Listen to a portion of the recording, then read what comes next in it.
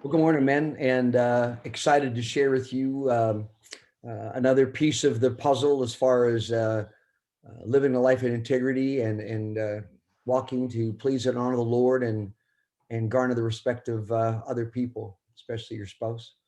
Um, this morning, I want to talk about understanding recovery using integrity circles. so, so stay with me. I've been teaching this concept to parents with regard to their teenagers for over 25 years. Because as kids move from childhood to adulthood, they go through the hallway. If you picture two rooms with the hallway in between, there's the room over here called childhood, there's a room here called adulthood, and for a while they cross the hallway called adolescence. And the kids, sometimes want to jump into adulthood. They want to kind of have one foot in adulthood, one foot in teen. Sometimes they act like a kid, and sometimes they are really mature. And we know they're in the developing process to mature as a young person. And I often tell parent that the kid's in the hallway. Just be patient. He's not fully in the adult room, and he's not fully left the child room. He's in the hallway. But of course, self-determination or autonomy is part of what every teenager pushes for. They uh, they really they really want to call their own shots. I don't want you to tell me what to do, and they just want to be self-determining, control their schedule, control their world, control their friendships. They want that freedom, and of course, a wise parent will begin transferring that responsibility early on little things like there may be grade one or 5 or 6 years old and say, okay, we're going outside now, and it snowed out like up there, where Nick is, and so we're going outside. So, but you can decide if you want to put on your gloves or your mitts. Well, it doesn't matter. They got to put something on, but they get the choice to decide if they want gloves or mitts. And so they think gloves are cool because the color, and they realize it's harder to put 5 fingers in than just put the hand in the glove or the mitt, right? But you let them make decisions on things that are really not too consequential. They learn making decisions. And of course, sometime post 18, they're going to be making all their decisions. And it's the gradual transfer of autonomy from a child to the growing young adult. And I use these freedom circles to explain that to parents. And I actually encourage parents to draw that first set of circles you see that are in the blue. So I call them the freedom circles because kids want freedom.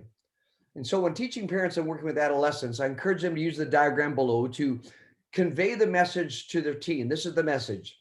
The greater the signs of maturity and the greater the evidence of responsibility that I see in you, the greater the likelihood for a growing freedom of you making your own decisions and choosing your life directions. That's the message. So what happens is autonomy is something that is earned in home because the two lower circles, the purple and the darker blue one, are strong and in place, and then the top one is built on the other two. It's freedom is earned through growing consistent life growth. This is the path of growing into adulthood. This is the kid moving across the hall from childhood into adulthood. And it's so amazing because some kids are so ready for it, and some kids just mature slow. And actually, um, there's a lot of problems. I mean, just recently, a couple was bemoaning the fact that they couldn't go on a date because they didn't have a babysitter. I said, well, kind of what area do you live in? And I recommended two of my granddaughters to babysit for them. Well, they came back, whatever, 2 weeks later to appointment, and they raved about my granddaughters who were 13 and 14. And, they were taking turns babysit when they wanted to go out or whatever. But these young women are really mature, really responsible. And yeah, they maybe fully haven't hit the number 18, but they're making really good strides towards mature attitude and responsible actions. And that's the freedom circles. The greater the maturity and attitude, the greater the responsibility of actions, the more you will gain freedom to call the shots in your own life. Now, contrast that to what we have come to understand as emotional adolescence. You see, when a young teen doesn't mature, they become an emotional adolescent. Matter of fact, you've heard me talk, and this comes from Doug, and I've seen evidence all over the place of this being true.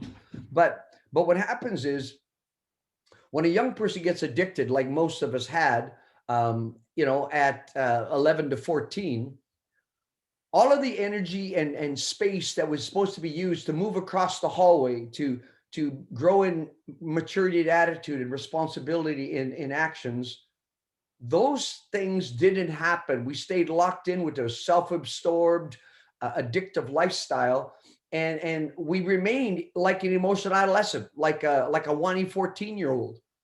And and so the addiction actually robs you of growing in maturity and taking responsibility, and hampers you from being an actual adult. You kind of stay stuck in the hallway in your addiction.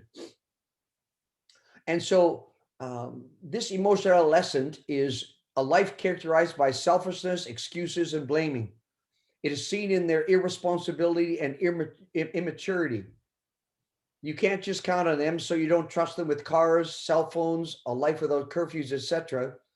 They haven't grown up yet, and they never do. Some never do. They remain this whiny 14-year-old. So I actually encourage parents to get a piece of paper, have a Coke or coffee with your kid, and draw these circles. Explain. You want more freedom? Here's how you get it. Here's how you get it. Maturity and attitude. In other words, just a helpful attitude, being honest. Just carrying your good attitude around how you operate, and then responsible actions.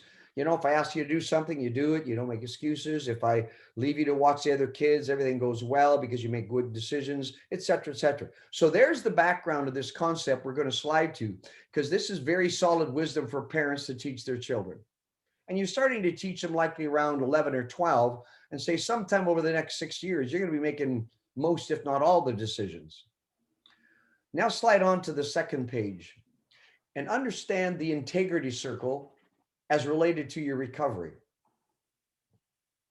See, first of all, the addiction has evidenced a life without integrity. You have let your spouse down through your unfaithfulness. Your selfishness has caused her huge hurt. Your spouse doesn't trust you. How can she? You've lied to her so many times. You've acted incredibly immature and irresponsible with your addiction. You've been an emotional adolescent. And so now you have these circles, and you see the same core principles below: maturity in attitude, responsible in actions, and the top is integrity and respect. You see, most of us want our spouse to respect us. We want to regain that. When are we going to kind of be, reinstated as a person of respect? It's in proportion to the integrity that we display. So if you look at this, the truth is still the same. The greater maturity and attitude, the greater responsibility and responsible actions, the more likely you're going to evidence genuine integrity and garner respect. Now, this is now the question: how can you, what can you do to make these changes? And so here's where I'd like to focus on. Stay focused on your journey, your recovery, your work. That's why we say stay in your lane. You can't control your wife's growth. You can't, push her along. She's just going to one day all of a sudden say, "Oh, great, I'm all good. You're amazing." No, it's going to be a slow, gradual process.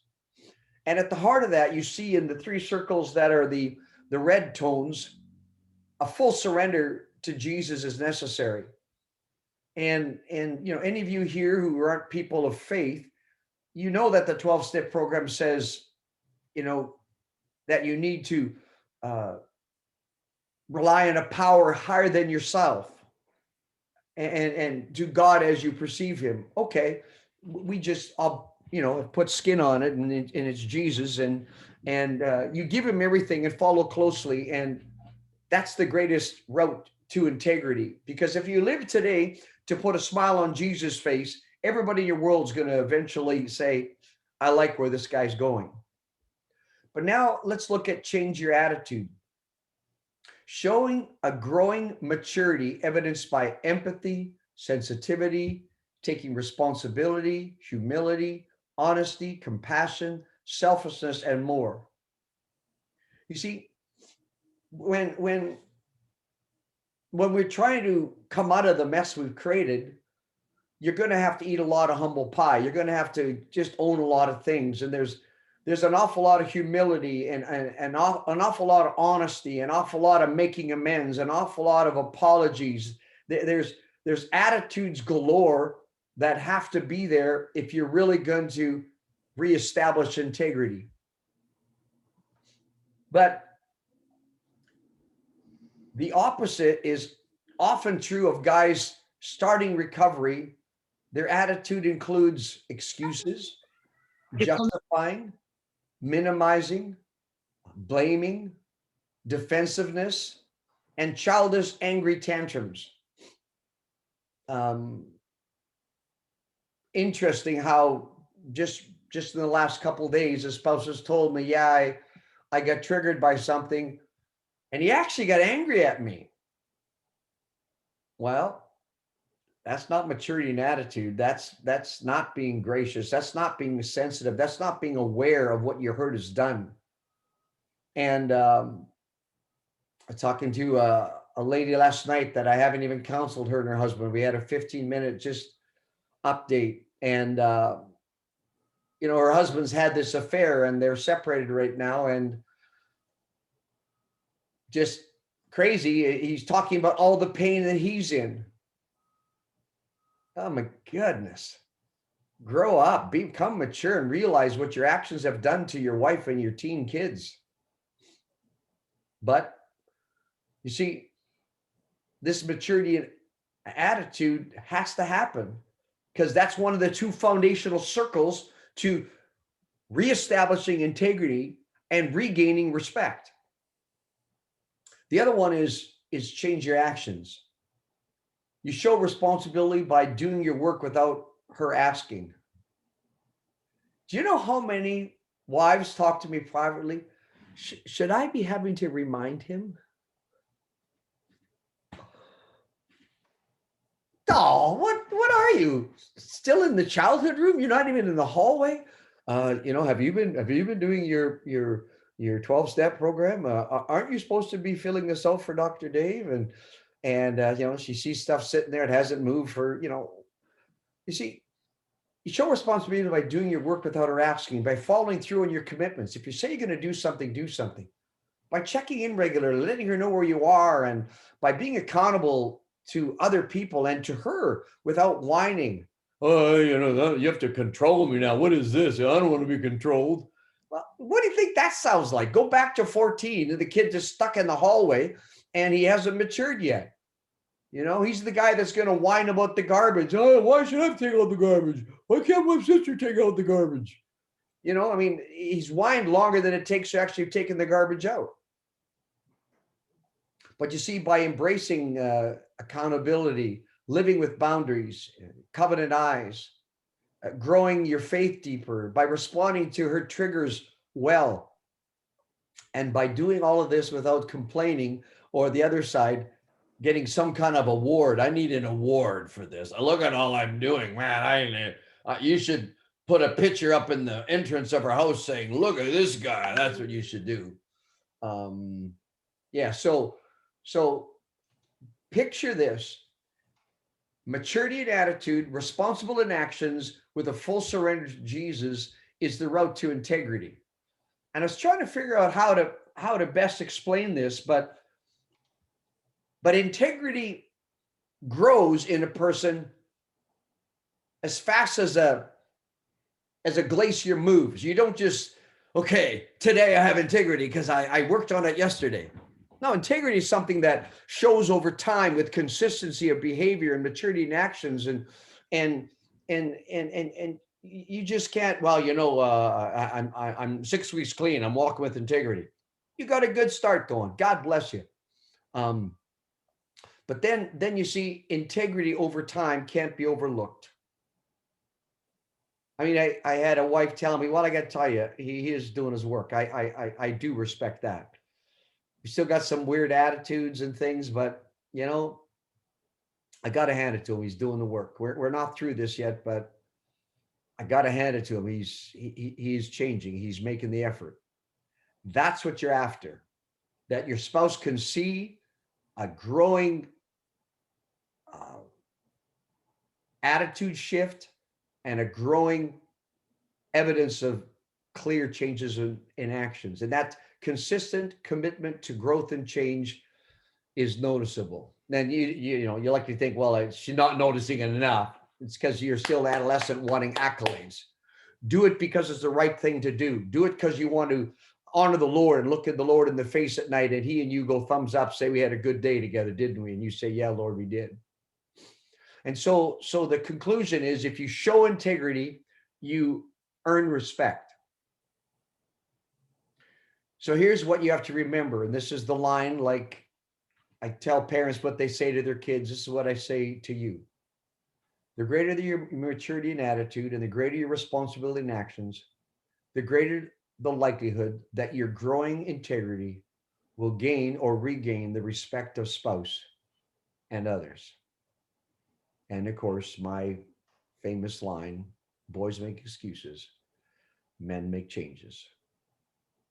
Gentlemen, this whole idea of letting God change your attitude and letting God change your actions, that's the heart of transformation. When I surrender to Jesus, he wants to transform me.